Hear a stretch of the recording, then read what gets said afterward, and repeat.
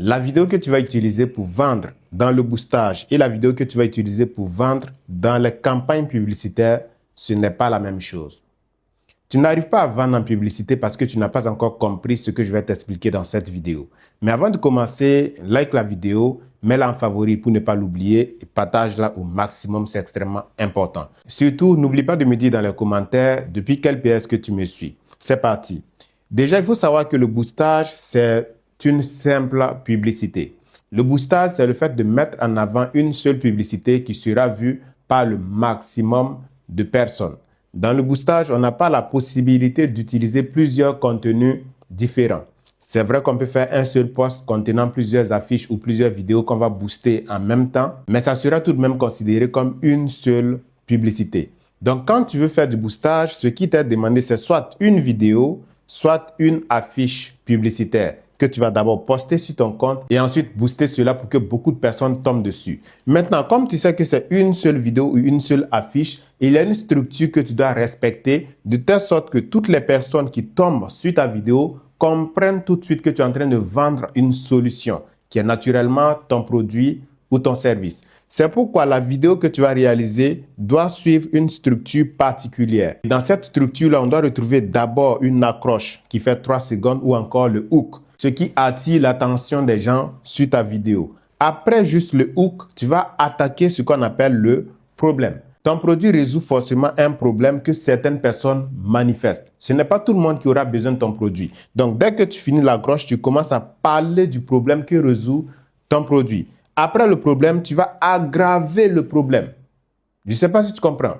Tu peux commencer par parler des boutons sur le visage. Ensuite, tu vas parler du fait que les boutons sur le visage empêchent d'avoir certaines opportunités. Tu essaies d'aggraver. Tu vas essayer d'insister sur la façon dont c'est difficile de supporter le regard des autres quand on a des imperfections sur le visage. Là, on prend l'exemple d'un produit qui traite les imperfections sur le visage. Donc, il y a le problème, il y a l'aggravation. Tu appuies dessus pour que la personne qui est sur ta vidéo sente qu'on parle d'elle et qu'elle sache que si elle n'a pas la solution à ce problème-là, ça sera très difficile pour elle dans la société. Et maintenant, après l'aggravation, tu vas proposer la solution qui est naturellement ton produit ou ton service. Après avoir proposé la solution, tu vas donner l'action à poser pour obtenir cette solution-là. C'est généralement ce qu'on appelle le CTA ou encore le Call to Action ou l'appel à l'action. Mais juste avant de donner l'action à poser pour obtenir ta solution, tu vas faire ce qu'on appelle une offre. C'est là que tu vas glisser subtilement ton offre. L'offre ne doit pas venir pour annuler tout ce que tu as dit ici, d'accord? L'offre vient simplement pour compléter, tout simplement. Et là, naturellement, les gens vont cliquer pour acheter. Et là, tu vois que tout ça, c'est contenu dans une seule vidéo. Si c'est une affiche également que tu décides de faire et de booster, tu vas simplement mettre le titre de l'affiche et le titre doit naturellement montrer clairement la solution à un problème spécifique. Et après le titre, tu vas chuter directement sur l'offre et ensuite l'appel à l'action au bas de l'affiche. C'est comme ça qu'il faut faire quand tu veux booster une affiche ou une vidéo publicitaire pour avoir le maximum de résultats. Maintenant, au niveau des campagnes publicitaires, c'est un peu différent parce que les gens ne comprennent pas le concept de campagne. Quand on parle de campagne publicitaire, il faut comprendre que c'est plusieurs actions qui sont menées en même temps, plusieurs vidéos, plusieurs affiches que vous envoyez en même temps pour prospecter pour vous afin de vous amener les bonnes personnes. Si on prend par exemple une campagne électorale, vous savez que dans une campagne électorale, ce n'est pas une seule vidéo ou bien une seule publicité qui est faite. C'est plusieurs publicités sur plusieurs fronts différents. Souvent, ce sont des groupes de personnes qu'on envoie sur le terrain pour aller galvaniser les gens. C'est ce qu'on appelle une campagne. Donc, vous devez comprendre cela lorsque vous voulez faire des campagnes publicitaires. Comprenez que votre campagne doit contenir plusieurs publicités avec chacune un objectif spécifique. D'accord? Donc, ici, par exemple, dans le boostage, comme c'est une seule affiche ou bien une seule vidéo, on n'a pas la possibilité de montrer plusieurs choses, plusieurs angles différents. Mais au niveau de la campagne publicitaire, on ne va pas essayer de faire le même type de vidéo à chaque fois. Par exemple, une vidéo structurée où il y a l'accroche et puis à la fin, ça débouche sur un appel à l'action et tout ça. On ne va pas tout le temps faire ce type de vidéo. Par exemple, au niveau de la campagne, on peut faire une première vidéo qui parle seulement du problème et de l'aggravation. Là, on ne propose même pas de solution. Est-ce que vous voyez? On ne demande même pas à celui qui est en train de regarder la vidéo d'acheter quoi que ce soit. Ensuite, on fait une deuxième vidéo contenant la solution et l'appel à l'action. Cette fois-ci, là, on structure bien la vidéo. La vidéo contient la solution, l'appel à l'action avec l'offre qui est bien précise. Après, on fait une troisième vidéo, cette fois-ci, de témoignage qui montre que notre solution est la bonne. Notre solution est la plus adaptée. Après, on fait une quatrième vidéo qui cible un type de personne spécifique. Par exemple, les femmes au foyer.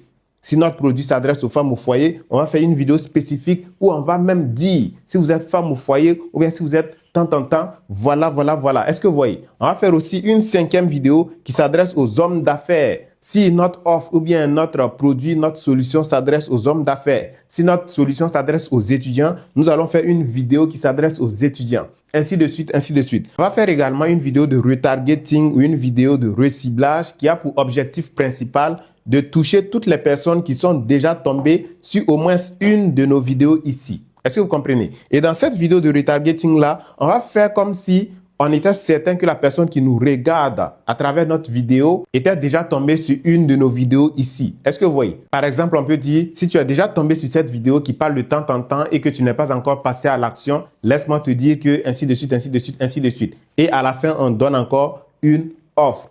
On peut encore faire une autre vidéo de témoignage. Et c'est tout ça qu'on met dans la même campagne et on lance la campagne. Comme ça, il y a des gens qui vont tomber sur la partie problème et aggravation.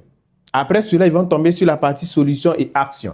Les personnes qui vont tomber sur la partie problème et aggravation, qui vont voir maintenant la solution et comment acheter la solution, vont peut-être acheter. Il y a d'autres qui vont arriver à la solution et action, mais qui ne vont pas passer à l'action, qui vont tomber un autre jour sur la vidéo de témoignage et cette fois-ci, vont décider de passer à l'action. Il y a des personnes qui vont tomber sur toutes ces vidéos-là, mais ne pas se sentir trop concernées. Mais quand elles vont tomber sur la vidéo où vous parlez de femmes au foyer, elles vont se sentir concernées et cette fois, elles vont acheter. Il y a des personnes qui vont tomber dessus et ne pas se sentir concernées. Quand vous allez parler des hommes d'affaires ou des étudiants ou des commerçants, ils vont se sentir concernés et ils vont acheter. Il y a des personnes qui vont voir tout ça, mais ne jamais passer à l'action. Mais quand ils vont venir voir une vidéo où vous dites, si tu as déjà vu passer cette publicité-là et que tu n'es pas encore passé à l'action, laisse-moi te dire que tant, l'offre expire dans tant. Ils vont décider alors de passer à l'action. Il y a d'autres, c'est encore quand ils vont voir une autre vidéo de témoignage qu'ils vont décider de passer à l'action. C'est ce qu'on appelle une campagne publicitaire. Autrement dit, quand je te dis de faire une campagne publicitaire avec beaucoup de visuels, avec beaucoup de créatifs, il se peut que tu fasses une campagne avec 10 affiches, 10 vidéos publicitaires, mais toutes ces vidéos-là parlent exactement de la même chose et sont structurées exactement de la même façon. En ce moment, c'était comme si c'était une seule publicité. Malgré que tu as réalisé 10 vidéos, c'était comme si c'était une seule vidéo en fait. C'est pourquoi je dis que ce que vous devez mettre dans le boostage est différent de la campagne publicitaire. Parce que dans le boostage, c'est une seule publicité, vous n'avez pas beaucoup de possibilités, donc tout doit ressortir en même temps dans la vidéo. Au niveau de la campagne, vous avez le choix. Vous pouvez faire tous les types de vidéos que vous voulez, vous partager. Andromeda va se charger de trouver le bon ordre dans lequel présenter ces différentes vidéos aux clients pour qu'ils puissent acheter. Avant de terminer, il faut savoir que même si ta campagne est bien structurée, mais que ton offre n'est pas bien introduite, tu ne feras aucune vente. Mais justement, pour arriver à mieux glisser tes offres dans tes publicités, je te conseille ce livre-là qui t'enseigne comment créer des vidéos qui vendent pour de vrai. Like la vidéo, partage au maximum. À la prochaine.